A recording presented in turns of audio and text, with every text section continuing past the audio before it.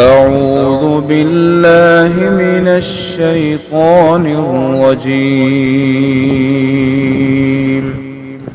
بسم الله الرحمن الرحيم. السلام علیکم ورحمۃ اللہ وبرکاتہ۔ سورہ صاد آیت نمبر 26 سے 29۔ ان الحمد للہ والصلاة والسلام علی رسول اللہ اما بعد۔ اعوذ باللہ السمیع العلیم من الشیطان الرجیم من ہمزہ ونفخہ ونفثہ۔ یا داود انا جعلناک خلیفۃ فی الارض فاحکم بین الناس بالحق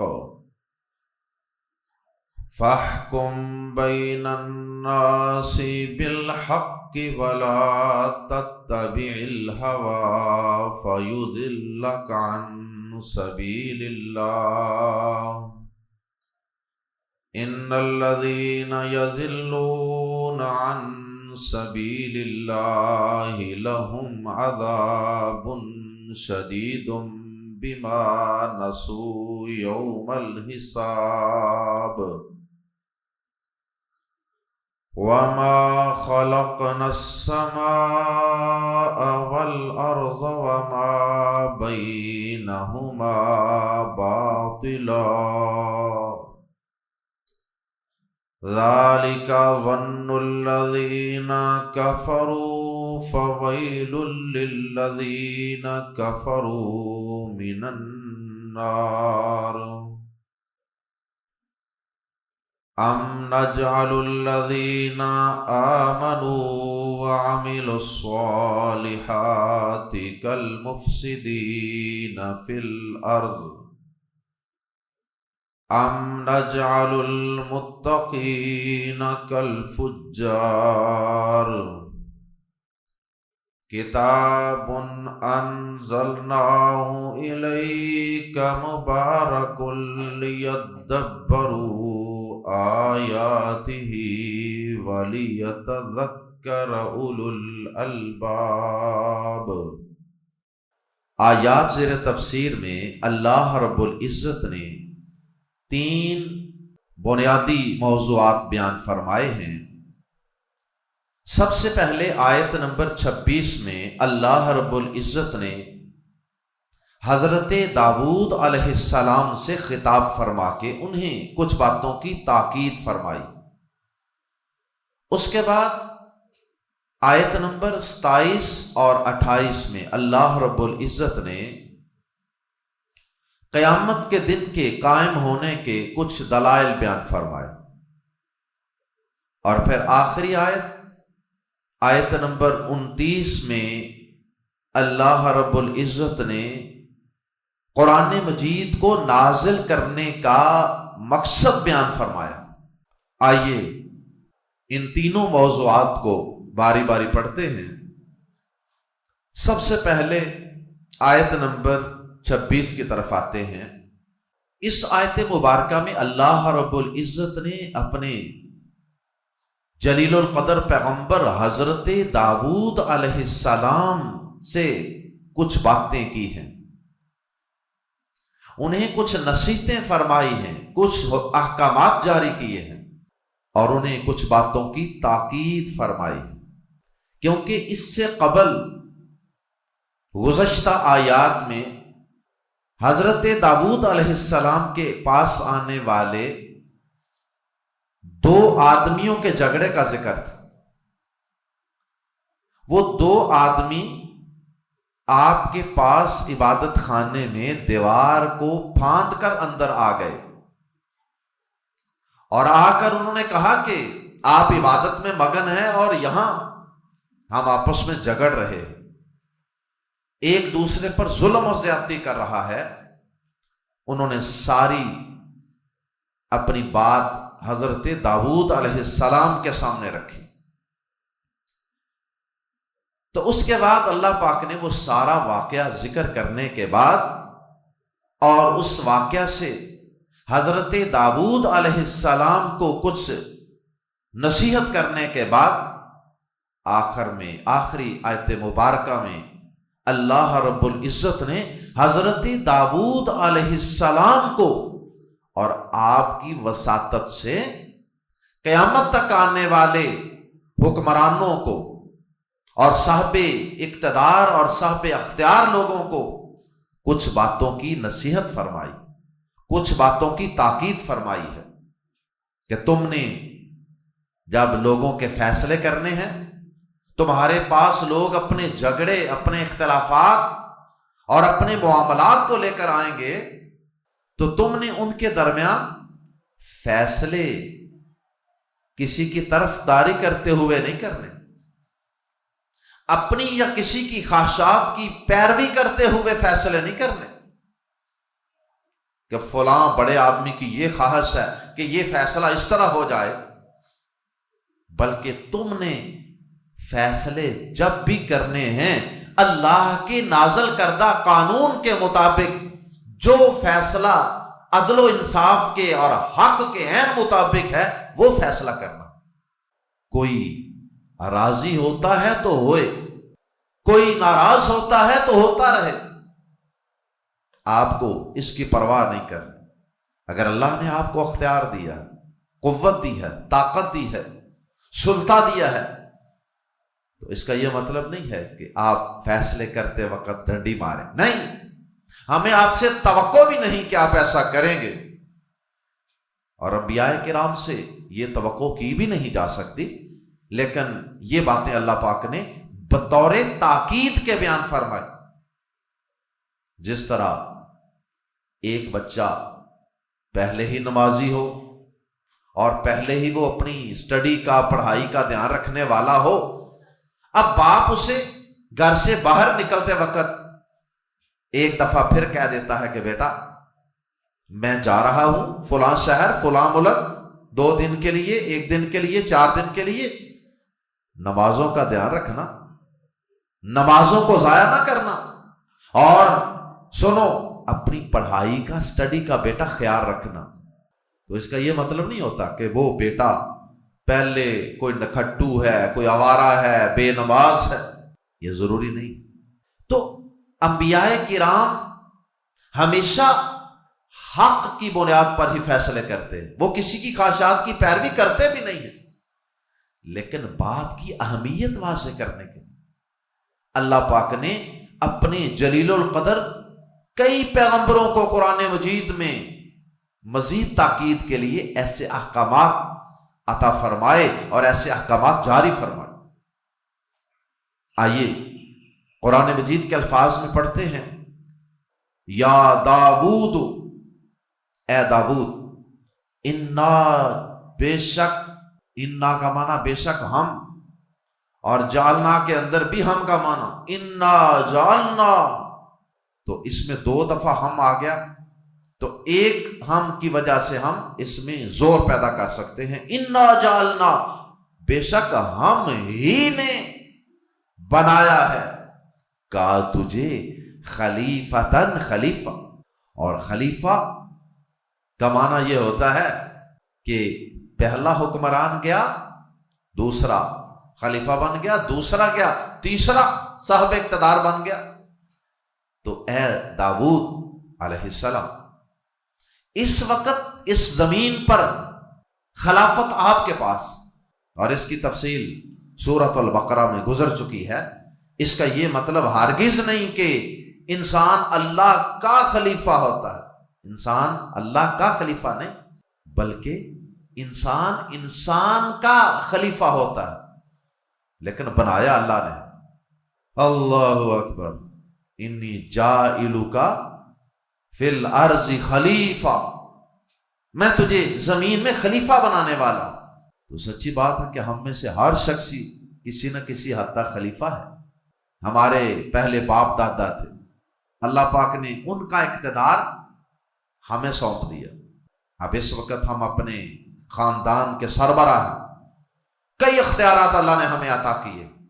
پھر یہ خلافت آہستہ آہستہ جیسے جیسے ہم بڑھاپے کی طرف جاتے ہیں، یہ خلافت اور یہ اختیار ہم سے چھن جاتا ہے، اور ہماری زندگی میں ہی اکثر ہماری اولادوں کو ٹرانسفر ہو جاتا ہے. بڑھاپے میں پھر بابا جی کی نہیں چلتی بلکہ بیٹوں کی چلتی. پھر آہستہ آہستہ جب انسان دنیا سے چلا جاتا ہے اور یہ اقتدار مکمل طور پہ اگلی نسل کو ٹرانسفر ہو جاتا ہے. خلیفہ، سکسیسر. یا داود انا جعلناک خلیفۃ فی الارض، اے داود بے شک ہم ہی نے تجھے زمین میں خلیفہ بنایا. پہلے تو اپنی نعمت یاد دلائی نا کہ یہ بادشاہت اور یہ نبوت اور رسالت یہ ہم ہی نے آپ کو عطا فرمائی. تو اگر ہم نے آپ کو حاکم بنا دیا، اگر ہم نے آپ کو سلطان بنا دیا، بادشاہ بنا دیا، تو پھر آپ کی بھی ذمہ داری ہے کہ کمزوروں کا، اپنی رعایا کا خیال رکھیں. فاحکم، یہ اصل میں تھا فا الگ اور احکم. احکم کا مطلب فیصلہ کر، اور فا ساتھ مل گیا. فاحکم، بس فیصلہ کر. بین الناس، لوگوں کے درمیان. بالحق، کی حق کے ساتھ. بس لوگوں کے درمیان حق کے ساتھ فیصلہ کیجیے. جیسے یہ دو بندے آپ کے پاس آئے ہیں جھگڑا لے کر، ایک دوسرے کے اوپر زیادتی کر رہے ہیں، تو اب آپ کا فرض یہی ہے کہ آپ لوگوں کے درمیان حق کے ساتھ فیصلہ کریں. حق کے ساتھ کا مطلب کہ انصاف کے ساتھ، عدل کے ساتھ. ولا تتبع، عین پر جزم تھی آگے ملانے کے لیے، تتبع کی عین کے نیچے زیر لگائی گئی. ولا تتبع الہوی، اور مت پیروی کیجئے خواہش کی. ہوا خواہش، اور اس کی جمع کیا ہوتی ہے؟ احوا، خواہشات، ڈیزائرز. ولا تتبع الہوی، اور خواہش کی پیروی نہ کرنا. ڈونٹ فالو ڈیزائر، یعنی اس میں یہ نہیں بتایا کس کی خواہش کی، کسی کی بھی خواہش کی پیروی نہیں کرنی، نہ اپنی نہ کسی کی، نہ کسی چودھری کی، نہ کسی وڈیرے کی، نہ کسی بڑے آدمی کی، نہ کسی امیر کی. کسی کی خواہش کی پیروی نہیں کرنی. مقدمہ لے کر جانے والے دو فریق ہوتے ہیں، دونوں میں سے ہر ایک کی خواہش تو یہی ہوتی ہے نا کہ ہماری بات چلے، جو ہم چاہتے ہیں ویسا فیصلہ ہو. نہیں، کسی کی خواہش، کسی کی ڈیزائر کو فالو نہیں کرنا، بلکہ فالو کس کو کرنا؟ حق کو. اور سچی بات ہے کہ ہم میں سے ہر شخص کو روزانہ یا اکثر و بیشتر کتنے ہی ایسے مواقع ملتے ہیں کہ جب ہمارے پاس بھی دو بندوں کی باتوں کے درمیان اپنے کومنٹس دینے کا، اپنی رائے دینے کا، اپنا فیصلہ سنانے کا موقع آتا ہے. اس وقت میرا اور آپ کا بھی امتحان ہوتا ہے کہ ہم یہ نہ دیکھیں کہ اپنا کون ہے، بڑا کون ہے. نہیں، حق کے ساتھ فیصلہ کریں. اللہ اکبر. ابھی کچھ دیر پہلے، ابھی مہینہ نہیں ہوا، لاہور میں بیٹا پڑھتا میڈیکل کالج میں، تو اس کی گاڑی کھڑی تھی، پیچھے سے رکشے والا آیا اور اس نے ایک کارنر سے، ایک کونے سے پیچھے سے رکشہ دے مارا گاڑی، کھڑی گاڑی. تو اس نے مطالبہ کیا کہ جناب یہ آپ نے زیادتی کی ہے تو یہ نقصان پورا کر. اس نے اپنے بھائی کو بھی بلا لیا ساتھ تاکہ یہ زیادتی نہ کریں. زیادتی تو انہوں نے پہلے کر دیا، مزید زیادتی نہ کریں. وہ کہتے ہیں جی ایک گاڑی والا آیا، گاڑی والا کہتا ہے چھٹو یار ماڑا بندہ ہے، جان دیو. ماڑا بندہ ہونے کا یہ مطلب بھی تو نہیں نا کہ وہ جس کو مرضی کچل دے، جس کو مرضی ہٹ کر دے، جس کا مرضی نقصان کر دے۔ باڑا ہے تو اس کو بھی احتیاط سے سڑک پہ چلنا چاہیے نا۔ تو خیر میں صرف بات کر رہا ہوں، چلو کسی وقت بندہ کسی کمزور کو چھوڑ بھی سکتا ہے، کم از کم جب غلطی چھوٹی ہو۔ لیکن اگر کوئی اتنی سیریس غلطی کر رہا تو پھر اسے تھوڑا سا سبق بھی سکھانا چاہیے، اسے نصیحت بھی ہو۔ ایک گاڑی والا آیا، وہ آ کے یہ کہنے لگ گیا کہ چھوڑو یار ماڑے ہیں، تو پھر ساتھ کہنے لگا کہ میں اس کا خرچہ دیتا ہوں، اس کو جانے دو۔ لو جی، تھوڑی دیر کے بعد وہ گاڑی والا کھسک گیا، دھوکہ دیا۔ اچھا یہ بھی اسلام نہیں کہتا کہ آپ کمزور کا ہی ساتھ دیں، نہیں۔ آپ اگر ایک بھائی کمزور ہے یا ایک بہن ہے وہ کمزور ہے، وہ اپنے بھائی کی پراپرٹی پہ قبضہ کر لیتی ہے بہن، تو اس کا یہ مطلب تو نہیں کہ بہن کو کمزور ہونے کی وجہ سے اس کی سائیڈ ماری جائے، فیصلہ کرنے والا اس کے حق میں فیصلہ کرے۔ یا دو بھائی ہیں، ایک چھوٹا ہے ایک بڑا ہے، تو ہم چھوٹے کے حق میں بول لیں؟ نہیں، حق کے ساتھ فیصلہ کریں، حق کی بات کریں۔ وہ چاہے چھوٹے کے حق میں جائے، چاہے بڑے کے حق میں جائے، چاہے بہن کے حق میں جائے، چاہے بھائی کے حق میں جائے، چاہے کمزور کے حق میں جائے، چاہے طاقتور کے حق میں جائے۔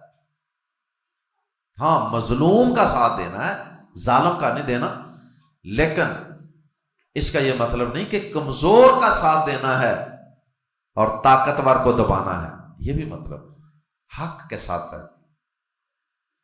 اچھا پھر وہ بیٹا کہتا ہے کہ پھر اس کے بعد پتہ نہیں کہاں سے رکشوں والے آ جمع ہوئے ہیں، جیسے شہد کی مکھیاں چھتے کے ارد گرد منڈلا رہی ہوتی ہیں۔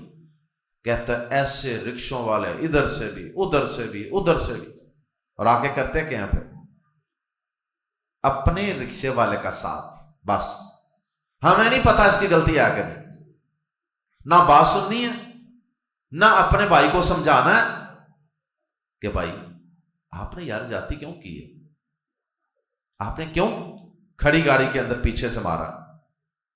چلتی گاڑی میں بھی اگر کوئی پیچھے سے مارے تو پیچھے سے مارنے والا کی قصور ہوتا ہے۔ یہ بھی نہیں کہہ سکتے کہ آپ نے اچانک بریک کیوں لگائی، بھائی آپ نے اچانک بریک لگائی ہے، اس نے کسی وجہ سے لگائی ہے، آگے کوئی چیز آئے گی تو اس نے بریک ہی لگانی ہے۔ آپ کا فرض ہے کہ آپ پیچھے فاصلہ رکھیں۔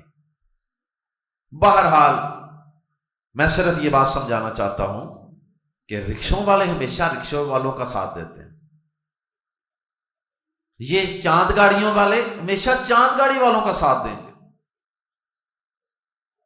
اگر کسی گاہک کا دکاندار سے جھگڑا ہو گیا، سارے دکانوں والے اس کے خلاف جمع ہو جائیں گے۔ اسی طرح ذاتوں کی بنیاد پہ، اسی طرح یہ پنجابی ہے اور یہ بلوچی ہے اور یہ سندھی ہے، اس بنیاد پہ نہیں۔ اللہ پاک کہتے ہیں فَحْكُمْ بَيْنَ النَّاسِ بِالْحَقِّ، لوگوں صاحب اختیار لوگوں کے درمیان فیصلہ کرنا ہے تو حق کی بنیاد پہ کر۔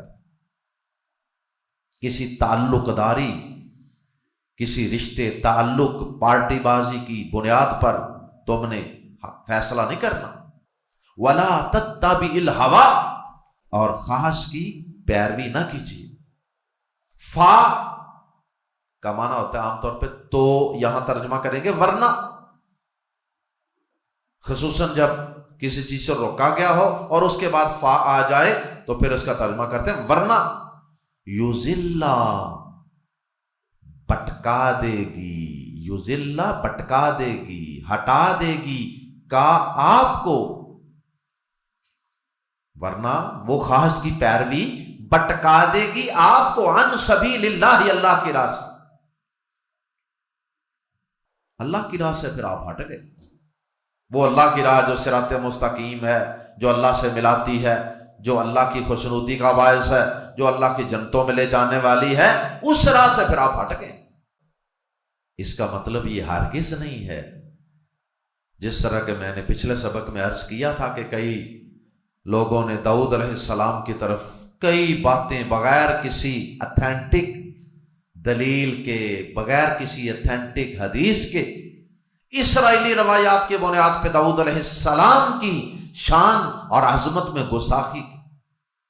تو ان آیات کا یہ مطلب نہیں ہے کہ داؤد علیہ السلام نعوذ باللہ کسی خواہش کی پیروی کر بیٹھے تھے یا کر رہے تھے۔ یہ جو خواہش کی پیروی نہیں کرنی، اس کا تعلق ہے لوگوں کے درمیان فیصلے کرنے سے۔ وہ جو دو فیصلہ کروانے والے آئے تھے ان کے تناظر میں کہا جا رہا۔ اور اگر اس کا نعوذ باللہ یہ مطلب لیا جائے کہ آپ کسی کی خواہش کی پیروی کر رہے تھے، تو پھر مجھے بتائیے کہ اللہ پاک نے قرآن مجید کے اندر اپنے آخری پیغمبر جناب محمد الرسول اللہ صلی اللہ علیہ وسلم کو بھی اس سے منع کیا، پھر آپ کے متعلق کیا کہیں؟ سنیے سورۃ المائدہ، اللہ پاک نے سورۃ المائدہ کی آیت نمبر 49 میں فرمایا، پیارے نبی صلی اللہ علیہ وسلم کو خطاب کرتے ہوئے، وَأَنِحْكُمْ بَيْنَهُمْ بِمَا أَنزَلَ اللَّهُ، اے نبی آپ ان کے درمیان اللہ کے نازل کردہ دین کے مطابق فیصلے کیجئے، وَلَا تَتَّبِعْ أَهْوَاءَهُمْ، اور ان کی خواہشات کی پیروی نہ کیجئے۔ تو کیا پیارے نبی صلی اللہ علیہ وسلم لوگوں کی خواہشات نہیں کرتے تھے جو اللہ نے یہ حکم دیا؟ اسی طرح قرآن مجید میں اور بھی کئی باتیں ہیں جو پیارے نبی صلی اللہ علیہ وسلم کے متعلق ہیں، جیسے سورۃ البقرہ آیت 147 میں فرمایا، الحق من ربک فلا تکونن من الممترین، اے نبی آپ شک کرنے والوں میں سے نہ ہو جانا۔ تو کیا پیارے نبی شک کرتے ہیں؟ پھر اللہ پاک نے سورۃ الانعام میں فرمایا، فلا تکونن من الجاہلین، آپ نادانوں میں سے نہ ہو جانا۔ پھر اللہ پاک نے سورۃ القصص آیت نمبر 86 میں فرمایا، فلا تکونن ظہیرا للکافرین، آپ کافروں کے حمایتی اور مددگار نہ بننا۔ تو کیا آپ کافروں کے حمایتی اور مددگار بنتے تھے؟ سورۃ القصص کی آیت نمبر 87 میں فرمایا، وَلَا تَكُونَنَّ مِنَ الْمُشْرِكِينَ، آپ مشرکوں میں سے نہ ہو جانا۔ تو کیا نعوذ باللہ آپ مشرکوں میں سے تھے؟ تو اسی طرح قرآن مجید میں بہت سے دلائل، اس لیے اس کا مطلب وہی ہے جو میں نے پہلے مثال دے کے عرض کیا کہ باپ بیٹے کو سمجھاتا ہے، تاکید کرتا ہے۔ تو بس یہ اللہ پاک نے اپنے بندے، اپنے پیغمبر جناب داؤد علیہ السلام کو اور ہمارے پیارے نبی صلی اللہ علیہ وسلم کو صرف تاکید کے لیے یہ احکامات جاری فرمائے ہیں۔ تو فرمایا کہ لوگوں کے درمیان حق کے ساتھ فیصلہ کیجئے اور خواہش کی پیروی نہ کیجئے، پہلے بھی نہیں کرتے آپ، اب بھی نہ کیجئے، ورنہ وہ آپ کو اللہ کی راہ سے ہٹا دیں۔ ایک اس کا مطلب یہ بھی ہے کہ یہ بظاہر خطاب پیغمبروں کو ہے، لیکن اللہ پاک سمجھانا پیغمبروں کی امتوں کو چاہتے ہیں۔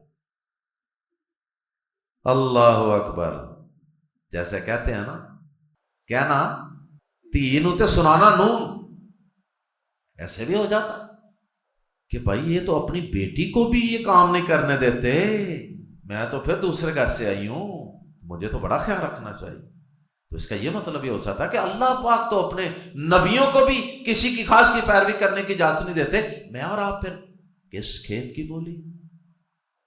ان الذین، بے شک وہ لوگ، یضلون، جو بھٹک جاتے ہیں، جو ہٹ جاتے ہیں، عن سبیل اللہ، اللہ کی راہ سے، لہم، ان کے لیے، عذاب شدید، سخت عذاب ہے، بازر بھی اس وجہ سے، ما جو نسو، وہ بھول گئے، یوم الحساب، حساب کے دن، خواہشات کی پیروی، ڈنڈیاں مارنا، یہ وہی شخص کرتا ہے جسے اللہ کے سامنے حاضری پر یقین نہیں ہو، یوم حساب پر یقین نہیں، وہی چھتر بے مہار زندگی گزارے گا۔ اس کے بعد دوسرا مضمون آیت نمبر 27 اور 8 میں، اور وہ ہے کہ ہم نے یہ کائنات بے مقصد پیدا نہیں کی۔ یہ جو یوم حساب کا انکار کرنے والے ہیں، جو کہتے ہیں کہ مرنے کے بعد کوئی زندگی نہیں، دنیا میں جیسے مرضی زندگی گزارو، کوئی مسئلہ نہیں، کوئی فرق نہیں پڑتا، اللہ پاک نے جو کہ پچھلی آیت میں خواہش پرستی کا اصل سبب کیا بتایا تھا، پچھلی آیت 26 میں، کہ خواہش پرستی کا اصل سبب یوم حساب کو بھول جانا.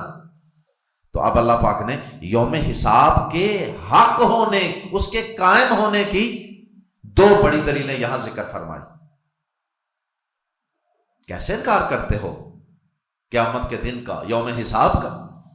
فرمایا وما خلقنا، اور نہیں ہم نے پیدا کیا، السماء آسمان کو، والارض اور زمین کو، اور ہم نے آسمان و زمین کو پیدا نہیں کیا، وما بینہما، اور جو کچھ ان دونوں کے درمیان ہے، باطلا، باطل، بے مقصد، بیکار. اور ہم نے آسمانوں و زمین کو اور ان کے درمیان کی چیزوں کو بیکار، بے مقصد پیدا نہیں کیا. پہلی دلیل، کیونکہ دنیا میں کوئی تھوڑا سا بھی عقل شعور والا بندہ ہوگا نا، وہ کوئی کام بھی بغیر مقصد کے نہیں کرتا. اس کے کام کا بھی کوئی مقصد ہوتا ہے. ایک بندہ ایک اینٹ کو ایک جگہ سے اٹھا کے دوسری جگہ رکھ دیتا نا، اس سے بھی آپ پوچھیں گے نا کہ بھائی جان یہ اینٹ ادھر اچھی بلی پڑی تھی، آپ نے اس کو اٹھا کے یہاں سے وہاں کیوں رکھا؟ بیوقوف آدمی کہے گا ویسے، لیکن عقل مند انسان کہے گا کہ ہاں میں نے یہ چیزیں یہاں سے اٹھا کے وہاں اس لیے رکھی. سبب بیان کرے گا. سبب بیوقوف کے ذہن میں بھی ہوتا ہے کوئی، ویسے وہ بتاتا نہیں، ویسے کہہ دیتا. ویسے دنیا کا ایک چھوٹا سا انسان وہ بھی کوئی کام بغیر مقصد کے بیکار نہیں کرے گا، تو پھر وہ تو خالق ارض و سما، وہ کیسے کوئی کام بے مقصد کر سکتا؟ وہ زمین و آسمان اور ان کے درمیان کی مخلوقات کو، چیزوں کو، سورج چاند ستاروں کو، انسانوں ہواؤں کو، پھولوں بادلوں کو، بارشوں کو، ساری چیزوں کو بے مقصد کیوں بنائے؟ ساری کائنات اللہ نے کیوں بنائی ہے؟ سورۃ البقرہ آیت نمبر 29 میں اللہ پاک نے فرمایا والذی خلق لکم ما فی الارض جميعا، اس رب نے اے انسانوں اس زمین میں جتنی بھی چیزیں ہیں وہ سب تمہارے لیے پیدا کی. پھول تمہارے لیے، اجناس، گندم، چاول، جتنی بھی چیزیں اس کائنات میں ہیں وہ ساری تمہاری خاطر پیدا کی، اور تمہیں بنایا ہے اپنی عبادت، اطاعت، بندگی اور امتحان کے لیے. وما خلقت الجن والانس الا لیعبدون. تو بے مقصد تو ہم نے کوئی چیز بنائی کوئی نہیں، تو ایک مقصد ہے. تو جب ایک مقصد ہے تو پھر اس کا مطلب ہے کہ مقصد تو تبھی پورا ہوگا نا، امتحان کا مقصد ہے نا، تو وہ مقصد تو تبھی پورا ہوگا اگر آخر میں کوئی پوچھے. آخر میں کوئی پوچھے کہ بتاؤ بھائی میں نے اس مقصد کے لیے بنایا تھا، ساری کائنات تمہارے لیے اور تمہیں اپنے لیے، اپنی عبادت کے لیے، اب بتاؤ کس نے میرے اس مقصد کو پورا کیا؟ تو اگر بنایا تو جائے کسی ویژن پہ، کسی مقصد پہ، کسی ایم کو ذہن میں رکھتے ہوئے، لیکن آخر میں پوچھے گا نہ جائے. مستری مزدور لگا دیے جائیں، انجینئر ٹھیکیدار لگا دیے جائیں، لیکن آخر میں کوئی پوچھے ہی نہ کہ تم نے یہ سڑک، یہ پل، یہ مکان، یہ پلازا میرے دیے گئے پلان کے مطابق بنایا بھی ہے کہ نہیں. ایک مزدور دیہڑی پہ لگا کے جائے نا بندہ، تو شام کو دیکھتا ہے کہ اس نے کام صحیح کیا کہ نہیں کیا، اور اگر اس نے کام شام کو غلط کر دیا ہو تو دیہڑی ملے. اللہ پاک نے قرآن مجید میں اس مضمون کو کئی مقامات پہ بیان فرمایا. سورۃ المومنون آیت نمبر 115 میں فرمایا افحسبتم انما خلقناکم عبثا وانکم الینا لا ترجعون. کیا تم نے یہ سمجھ لیا کہ ہم نے تمہیں بیکار پیدا کر دی، ایم لیس پیدا کر دیا، اور تم ہماری طرف لوٹ کر نہیں آؤ گے؟ کیا بات ہے، کیا گمان کر لیا تم؟ اور سورہ دخان میں اللہ پاک نے آیت نمبر 38 میں فرمایا وَمَا خَلَقْنَا السَّمَاوَاتِ وَالْأَرْضَ وَمَا بَيْنَهُمَا لَاعِبِينَ. اور ہم نے زمین و آسمان اور ان کے درمیان کی چیزوں کو کھیلتے کودتے ہوئے نہیں بنا دیا، کھیلتے کھیلتے نہیں بنا دیا، بلکہ ہم نے انہیں ایک مقصد کے تحت پیدا کیا. یہی مطلب ہے اس جملے کا وَمَا خَلَقْنَا السَّمَاءَ وَالْأَرْضَ وَمَا بَيْنَهُمَا بَاطِلًا، اور ہم نے آسمان و زمین کو اور ان دونوں کے درمیان کی چیزوں کو بیکار، باطل، بے مقصد، ایم لیسلی پیدا نہیں کیا۔ ذَلِكَ ظَنُّوا، یہ گمان ہے، الَّذِينَ كَفَرُوا، ان لوگوں کا جنہوں نے کفر کیا۔ دنیا بیکار ہے، یہ کس کا ویژن ہے، یہ کس کی سوچ ہے، یہ کس کا خیال ہے؟ انکار کرنے والوں، جو توحید کو، آخرت کو، رب کو نہیں مانتے، یہ ان کا خیال تو ہو سکتا ہے، ایک مومن کا یہ خیال نہیں ہو سکتا۔ فَوَيْلٌ، پس ہلاکت ہے، بلکہ ویلن کی تنوین کی وجہ سے ترجمہ کریں گے فَوَيْلٌ، پس بڑی ہلاکت ہے، لِلَّذِينَ، ان لوگوں کے لیے، کفروا، جنہوں نے کفر کیا، جنہوں نے انکار کیا، من النار، آگ کی صورت میں۔ سو ان لوگوں کے لیے جنہوں نے کفر کیا، آگ کی صورت میں بڑی ہلاکت ہے۔ جنہوں نے دنیا کو بیکار خیال کیا، آخرت کا انکار کر دیا، یوم حساب کا انکار کر دیا، ان کے لیے بہت بڑی ہلاکت، بڑا نقصان اٹھائیں گے یہ۔ اور دوسری دلیل اگلی آیت میں بیان فرمائی یوم حساب کے قائم ہونے کی، فرمایا کیا نجعلو، ہم کر دیں گے، یجعلو وہ کر دے گا، تجعلو تو کر دے گا، اجعلو میں کر دوں گا، نجعلو ہم کر دیں گے، نجعلو کیا ہم بنا دیں گے، کر دیں گے، الذین آمنوا ان لوگوں کو جو ایمان لائے، وعملوا الصالحات اور انہوں نے نیک اعمال کیے، کیا ہم ان لوگوں کو جو ایمان لائے اور انہوں نے نیک اعمال کیے کر دیں گے کل مفسدین، فساد کرنے والوں کی طرح، فی الارض، زمین میں؟ ایک طرف وہ لوگ ہیں جنہوں نے زمین میں فساد پھیلایا، شرک پھیلایا، کفر پھیلایا، ظلم پھیلایا، بے حیائی، فحاشی، عریانی، سب چیزیں پھیلائیں، قتل و غارت، خون بہانا، ساری زندگی ان کا شغل یہ تھا، بس تیلیاں لگانا، فتنے پھیلانا، اللہ کی نافرمانی، گناہ کو پھیلانا۔ کیا ہم ان لوگوں کو جو ایمان لائے اور انہوں نے نیک اعمال کیے زمین میں فساد کرنے والوں کی طرح کر دیں گے؟ غور و فکر کے لیے اللہ پاک نے ایک نقطہ رکھا، ایک سوال رکھا، بتاؤ، غور کرو کہ کیا ہم ایسا کر دیں؟ تم 2 مزدور لگاؤ، ایک مزدور بہت اچھا کام کرے، جتنا کہا تھا اس سے بھی اچھا کر دے، اور ایک بالکل خراب کام کرے، تو کیا شام کو تم دونوں کو ایک جیسی دیہاڑی دے دو گے، ایک جیسا ریوارڈ دو گے، ایک جیسے الفاظ بولو گے؟ تو کیا ہم ایک طرف ایمان لانے والے، نیک اعمال کرنے والے، اور ایک طرف فتنہ فساد پھیلانے والے، کیا دونوں کو ہم ایک جیسا کر دیں؟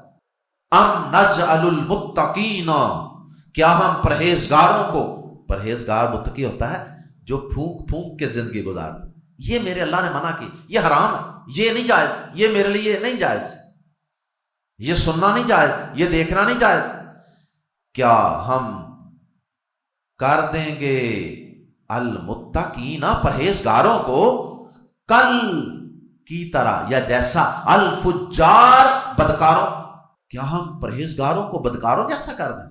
وہی سوال ہے، انداز بدل کے، ایک طرف پرہیزگار، ایک طرف بدکار، بدماش، ساری زندگی اللہ کی بغاوتیں، نافرمانیاں، یہ دونوں کس طرح ہو سکتے ہیں؟ تم ہی سوچو۔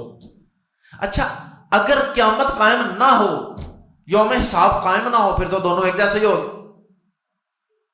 ان دونوں کو ایک جیسا نہ کرنے کے لیے یوم حساب کا قائم ہونا ضروری ہے، تاکہ ایک کو اچھا بدلا اور ایک کو برا بدلا۔ ثابت ہوا کہ یوم حساب ضروری ہے، عقلی دلیل دی ہے اللہ پاک نے بہت بڑی۔ آخری آیت مبارکہ میں اللہ پاک نے اس قرآن مجید کا مقصد بیان فرمایا، جب متقی اور بدکار برابر نہیں، ایمان والے اور کافر برابر نہیں، اچھے اعمال والے اور فتنہ پرور یہ برابر نہیں، ان دونوں گروہوں کی رہنمائی کے لیے پھر کوئی کتاب بھی تو ہونی چاہیے نا، جس سے پتہ چلے کہ اچھائی کیا ہے، برائی کیا ہے، تقوی کیا ہے، بدکاری کیا ہے۔ تو دونوں چیزوں کے اندر فرق کرنے کے لیے، رہنمائی کے لیے انسانوں کی، اللہ پاک فرماتے ہیں کتاب، یہ ایک کتاب ہے، انزلناہ، ہم نے اتارا نازل کیا ہے اسے الیکا آپ کی طرف، اے پیارے نبی صلی اللہ علیہ وسلم اور آپ کے بعد آنے والے آپ کے ہر امتی، ہم نے اس کتاب کو آپ کی طرف اتارا ہے، مبارکن بہت ہی بابرکت ہے۔ اور برکت کا مطلب یہ ہے کہ خیر کا بہت زیادہ ہو جانا، یعنی اس کتاب میں خیر ہی خیر، اگر اس پر عمل کریں گے معاشرے میں ہر طرف خیر ہی خیر ہو جائے۔ یہ کتاب ہے، ہم نے اسے آپ کی طرف نازل کیا ہے، بہت بابرکت ہے، مبارکن بہت بابرکت ہے۔ لیکن صرف برکتوں کے لیے نہیں، صرف کاروبار کی ترقی کے وظیفوں کے لیے نہیں، صرف بچیوں کی شادیوں کے لیے، قرآن مجید کے سائے میں سے ان کو گزارنے کے لیے نہیں، صرف جہیز میں دینے کے لیے نہیں، لی یہ مبارک اور بابرکت صحیح معنوں میں تب ہوگی لی تاکہ یدبروا، تاکہ وہ غور و فکر کریں۔ یہ اصل میں تھا لی یتدبروا، تا حذف کر دی گئی ہے، لی یدبروا تاکہ وہ تدبر کریں، تاکہ وہ غور و فکر کریں۔ آیاتی ہی اس کی آیات میں غور و فکر وہی کرے گا نا جو اسے اپنی زبان میں ٹرانسلیٹ کر کے پہلے سمجھے گا، یا اس کی زبان عربی زبان کو سیکھے۔ معلوم ہوا کہ قرآن مجید کو نازل کرنے کا ایک بنیادی مقصد یہ ہے کہ اسے غور و فکر کر کے پڑھا جائے۔